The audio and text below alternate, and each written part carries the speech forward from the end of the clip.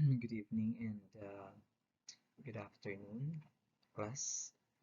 This is one of the most important provisions of the Civil Code of the Philippines, the forms of contract, Article 1356 to Article 1379, the form, reformation, and interpretation of contracts.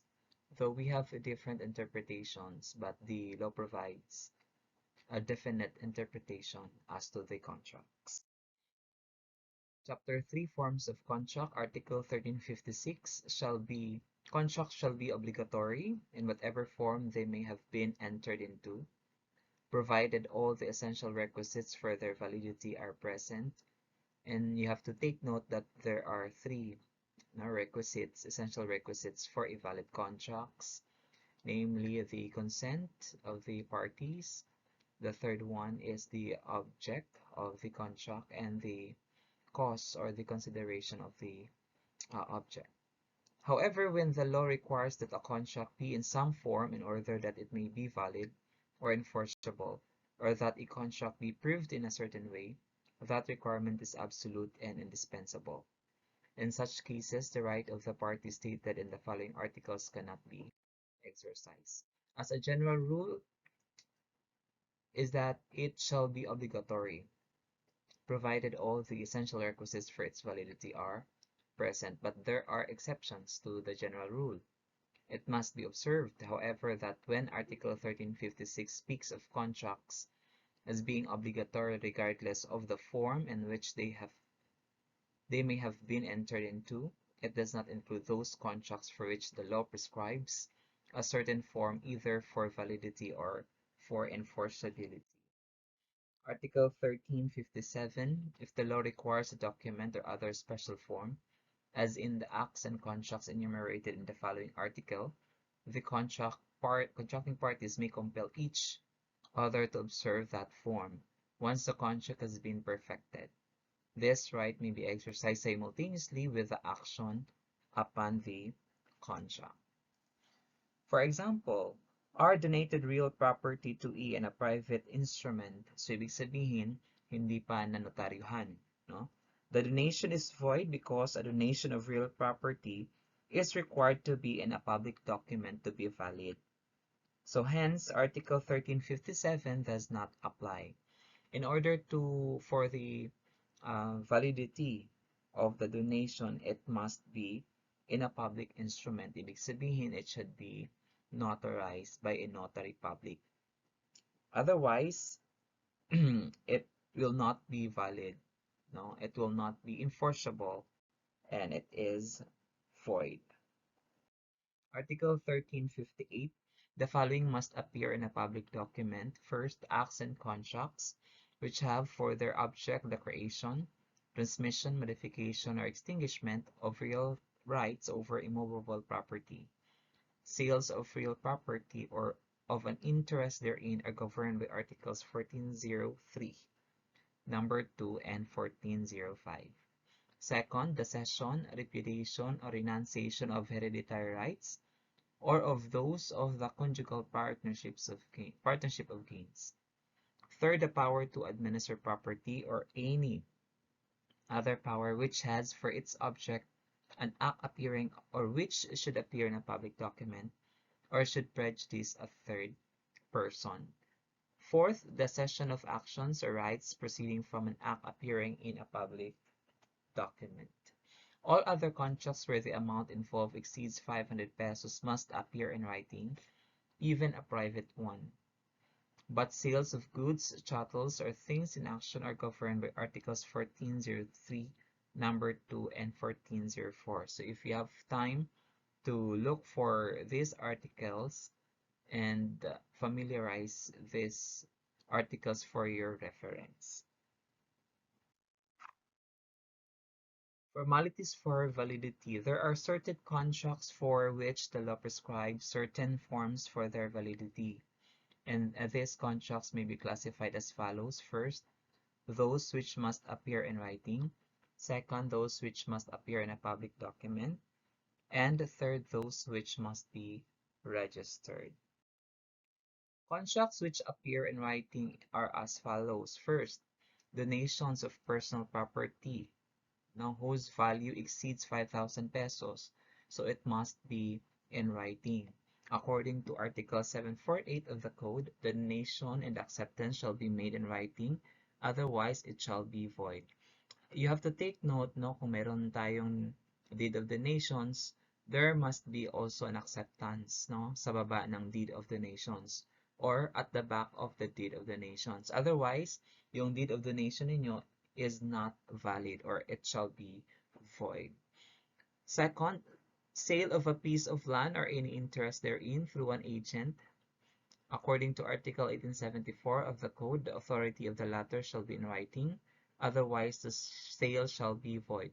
Now, if there is an agent or may namoy gisugo, no, na to sell the said property which owned by your parents or owned by yourself, no, kung halimbawa meron kang 10,000 hectares and because you are busy person, now you have to hire an agent requiring him to sell the said property. So it must be in writing. There must be an express provision that you authorize the agent to sell the said property. Otherwise, lahat ng sale na natransact ng agent to the buyer shall be void kung wala kang express provision that that agent was authorized. Third, agreements regarding payment of interest and contracts of loan. According to Article 1956 of the Code, no interest shall be due unless it has been expressly stipulated in writing. And the validity of the contract of loan, however, is not affected. Technically, if it is not stipulated in the contract, then this said, for example, nangutang ka ng 10,000 pesos, and then the interest is 5%, 5% per month, and it was not stipulated in the contract, then that is void. So, hindi pwede. Dapat nakasulat talaga na 5% yung interests ng per month ng said loan mo. And lahat ng mga loan agreements shall be in writing. Otherwise, no, kung oral lang, then later on in the latter years, pwedeng i-deny yan ng mangungutang, no? Or yung debtor. Fourth, anticrisis, according to Article 2134 of the Code, in contracts of anticrisis, the amount of the principal and of the interest shall be specified in writing. Otherwise, the contract shall be void. So, ano bang ibig sabihin ng anticrisis in the concept of law? Kung halimbawa si creditor and debtor nag-agree, no? Because si debtor may nahiram kay creditor amounting to 10,000 pesos. And here comes si debtor, meron siyang property, no, na 1 hectare. And then he allows the creditor to occupy the said portion, but it will not convey title. Hindi may lilipat yung title ng lupa. Pansamantala lang. In order to get the 10,000 pesos, kung meron siyang mga coconut trees, meron siyang mga fruit-bearing trees, so pwedeng i-apply doon yung kung ano yung kikitain ng mga fruit-bearing trees and mga coconut trees, then it shall be applied to the interest as well as with the principal hanggang mabayaran or makuha na yung 10,000 pesos with the use of the income coming from that portion of land. Okay? Contracts which appear in public document are as follows. First, donations of immovable property. According to Article 749 of the Code, the donation must be made in a public document. The acceptance, on the other hand, may be made in the same deed of donation or in a separate public document. If the acceptance is made in a separate public document, the donor shall be notified thereof in an authentic form, and this step shall be noted in both instruments. Non-compliance with any of these formalities shall render the donation void. So as I have said a while ago that if there is no um, acceptance no, in writing, the donation shall be void, shall render the donation void. Second, partnerships where immovable property or real rights are contributed to the common fund according to Articles 1771 and 773 of the Code. In a contract of partnership where immovable property or real rights are contributed to the common fund, it is necessary that the contract must appear in a public instrument and that there must be an inventory of the immovable property or real rights, signed by the partners and attached to the public instrument. Otherwise, the contract is void. As we have learned earlier in our previous discussions, that immovable property are those parcels of land or house, ng mga house na hindi kayang i-move. Pero in other country, parang meron na silang machines to move a certain buildings, no? But in Philippines, wala pa tayo niyan. Contracts which must be registered are as follows. Chattel mortgages.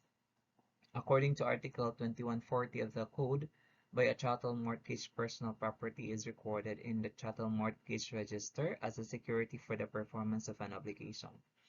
If the movable, instead of being recorded, is delivered to the creditor or a third person, the contract is a pledge and not a chattel mortgage. Ano ba itong chattel mortgage? Yung if you're going to buy a car and then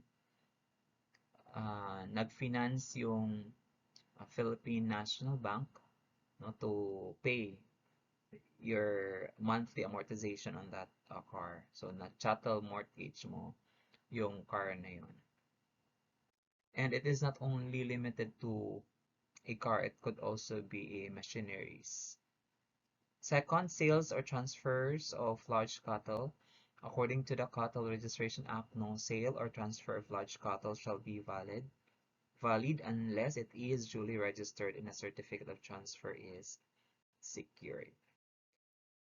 Article 1357, if the law requires a document or other special form, as in the acts and contracts enumerated in the following article, the contracting parties may compel each other to observe that form. Once the contract has been perfected, this right may be exercised simultaneously with the action upon the contract. So yun diniscuss natin kanina. Article 1358, discuss na din ito. Now, we have here problems. Spouses Robert and Yoli wanted to sell their house. They found a prospective buyer, Nina. Yoli negotiated with Nina for the sale of the property, and they agreed on a fair price of 2 million pesos. Nina sent Yoli a letter confirming her intention to buy the property. Later, another couple, Marius and Ellen, offered a similar house at a lower price of 1.5 million. But Nina insisted on buying the house of Robert and Yoli for sentimental reasons. Nina prepared a deed of sale to be signed by the couple and a manager's check for 2 million. After receiving the 2 million, Robert signed the deed of sale. However, Yoli was not able to sign it because she was saying she changed her mind. Yoli filed suit for nullification of the deed of sale and for moral and exemplary damages against Nina. Does Nina have any cause of action against Robert and Yoli? Now, the answer is, considering that the contract has already been perfected and taken out of the operation of the statute of frauds.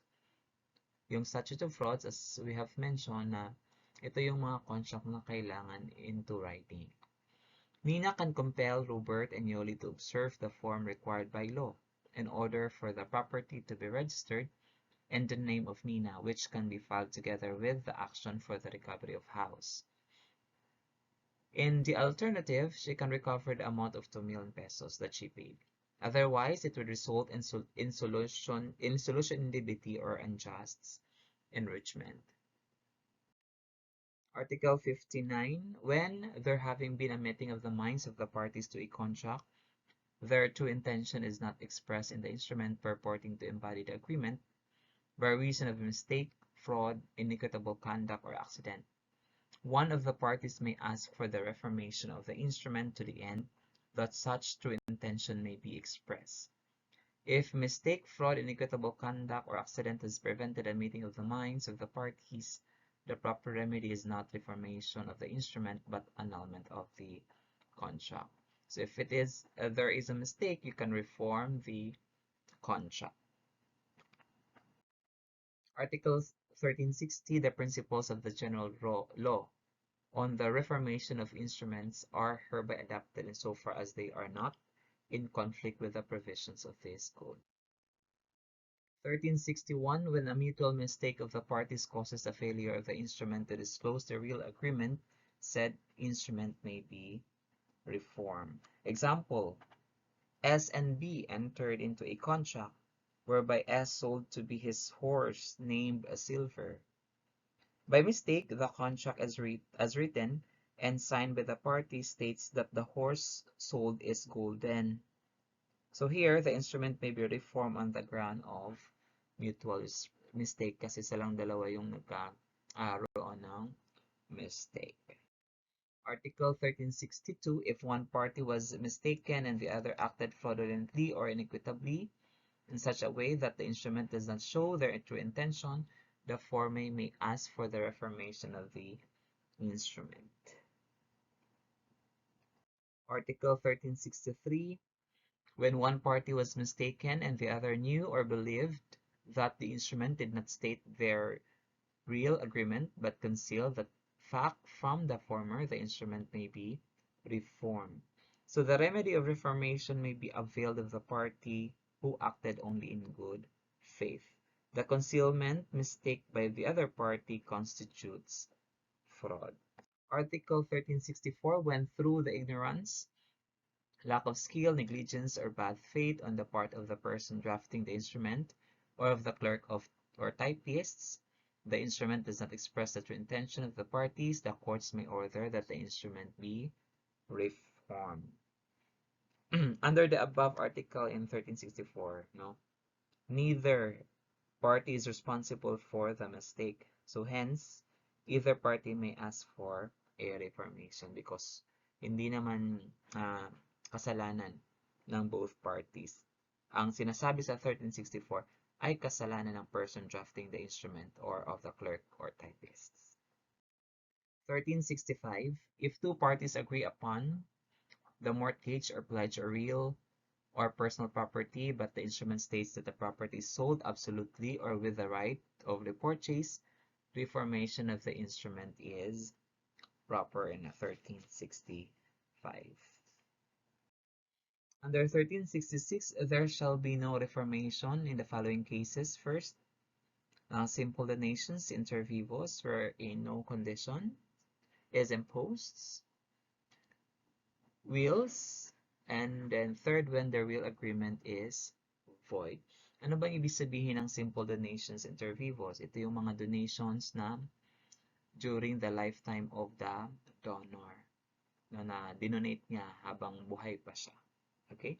Ano naman itong mga wills? Ito yung wills na kapag namatay ng isang tao ay nag-iwan siya ng wills that lahat ng kanyang mga ari-arian ay ibibigay niya sa nakasulat, kung sino yung nakasulat doon sa wills. Okay? 1367, when one of the parties has brought an action to enforce the instrument, he cannot subsequently ask for its reformation. 1368, reformation may be ordered at the instance of either party or his successors in interests if mistake was mutual. Otherwise, upon petition of the injured party or his heirs and assigns. So the burden of proof is upon the party who insists that the contract should be reformed because of its failure to express the true intention of the parties. The presumption is that an instrument sets out the true agreement of the parties. The effect of reformation is retroactive from the time of the execution of the original contract. 1369, the procedure for the reformation of instruments shall be governed by rules of court to be promulgated by the Supreme Court. So, hindi na natin yan i-tackle. That is self-explanatory. Let's move forward to the interpretation of contracts. If the terms of a contract are clear and leave no doubt upon the intention of the contracting parties, the literal meaning of its stipulations shall control. If the words appear to be contrary to the evident intention of the parties, the latter shall prevail over the former. So kung clear na ang contracts, there's no room for interpretation. Wag mo na i-interpret kung very clear ang nakasaad sa contract. Article 1371, in order to judge the intention of the contracting parties, their contemporaneous and subsequent acts shall be principally considered. 1372, however, the general terms of a contract may be, they shall be understood to comprehend things that are distinct and cases that are different from those upon which the parties intended to agree. For example, in 1372, see, S sold parcels of land to B. In the deed of sale, the description stated a greater extension than the actual area of the land, so thereby including a piece of land being sold, being a piece of land belonging to C. So this piece of land cannot be among the subject matter of the sale, simply because it was not included in the description. So you have to take note on that. 1373, if some stipulation of any contract should admit of several meanings, it shall be understood as bearing that import which is most adequate to render it ineffectual. So kung halimbawa maraming meanings, when agreement is susceptible of several meanings, one of which would render it effectual, it should be given that interpretation. If one interpretation makes a contract valid and the other makes it illegal, the former interpretation is one which is warranted by the rules stated. So kung isa ang interpretation is valid and the other interpretation is illegal, dun tayo sa interpretation na ang contract ay valid. 1374, the various stipulations of a contract shall be interpreted together, attributing to the doubtful ones that sense which may result from all of them taken jointly. Example, R released house to E. In the contract, it was stated that E should not sublease the house. So, hindi pwedeng tawag dyan, i-lease or parkilahan sa iba the house without the written consent of R. Kasi si R yung may-ari. Wala nga naman si E. O arkilahan, pinarentahan kay E, tapos si E nagparenta din, di ba? Without the consent of R. Another stipulation therein contains stated that E should pay 1,000 as additional rent a month should he violate this condition. E subleased the house without the consent of R. Has R the right to eject E? The answer is no. In the light of the clause stating that the penalty for violation of the condition, hindi siya pwedeng ma-eject, hindi pwedeng mapaalis si E. Because mayroong nakalagay sa contract na by the moment there is a violation of the condition to sublease the particular building or house, then there is an additional 1,000 pesos. So, pwede lang magbayad si E on that particular instances. Article 1375, words which may have different signification shall be understood in that which is most in keeping with the nature and object of the contract. 1376, the usage or custom of the place shall be borne in mind in the interpretation of the ambiguities of a contract, and shall feel the omission of stipulations which are ordinarily established. Example, X rendered services to Y but the contract did not provide for the amount of compensation to be paid. Nakalagay kung magkano ang ibabayad. So in this case, the amount must be determined by the rate customarily paid in the place where the services were rendered. Kung sa Maynila, kasi yung magkaiba yung rate ng andon sa metropolitan kaysa dito sa province. And that is in accordance with the labor code. Kung nasa Maynila, mas mataas sila doon compared dito sa province. So kung walang nakalagay na stipulation, it shall be understood na kung ano yung prevailing rate doon sa Maynila, yun yung mag-prevail na rate doon sa services rendered.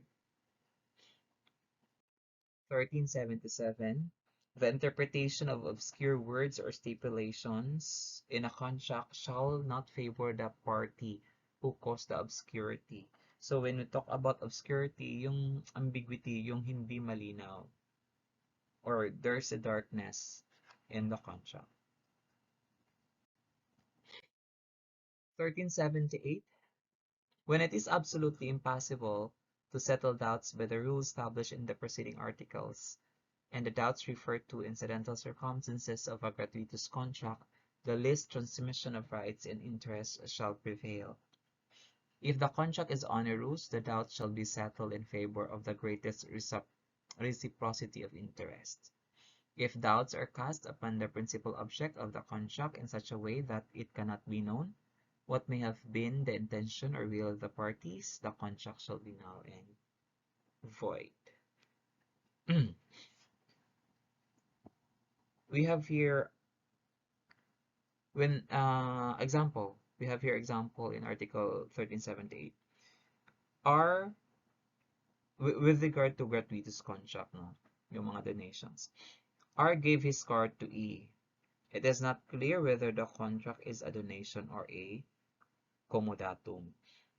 The contract should be presumed as a mere comodatum or pahiram lang. So later on, we are going to return the said car because it would transmit lesser rights than a donation since R retains his ownership of the car. So it shall be presumed over kung hindi nakalagay na is it a donation or a comodatum. Kung hindi nakalagay, then it shall be favor as a comodatum na pwedeng i-return pa yung said property kasi it shall be it will prejudice the rights of the owner kung halimbawa donation kasi hindi na may babalik if that is donation. Second, onerous contract. If the contract in question is onerous, the doubts should be settled in favor of the greatest reciprocity of interests. Example, D borrowed from C 5,000 pesos at 12% interest. It cannot be determined from the terms of the contract whether the loan is payable in 6 months or in 1 year. It must be assumed that the period agreed upon is 1 year, which results in a greater reciprocity of interests, since D can use the money for 1 year, and C, on the other hand, can earn interests due for 1 year instead of only 6 months.